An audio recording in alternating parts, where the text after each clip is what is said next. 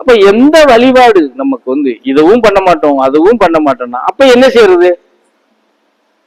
இந்த இளிச்சவாய என்ன வழிமுறை சொல்லி கொடுக்கணும் அதுல பின்பற்றி பயணம் பண்ணு. அதுல நீ நீண்ட நாள் பயணம் பண்ணித்தான் ஆகணும். நீண்ட நாள் பயணம் பண்ணாதான் அந்த இலக்கை நீ பிடிக்க முடியும். புரியுதா? மனதளவுல, உடல் ரீதியா, நீ சொந்த வந்த ரீதியில நீ எந்த தியாகம் பண்ணாம நான் போகணும் அப்படிங்கும் போது நீ அந்த இலக்கை பிடிக்கிறது வரைக்கும் நான் இந்த பரதேசி சொன்ன வழிமுறையை நீ பின்பற்றி தான் ஆகணும். அதை விடாமுயற்சியை பின்பற்றி வந்தா தான் நீ அந்த இலக்கை தொட முடியும். இல்லைன்னா தொட முடியாது.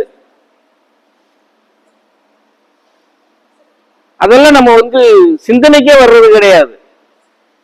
யாருமே சிந்தனைக்கு வர்றது கிடையாது. அது சொல்லிட்டேனே, நம்ம இப்ப கேட்கறதெல்லாம் அதிகபட்சமான ஆசை இல்லதான் கேட்கிறோம்.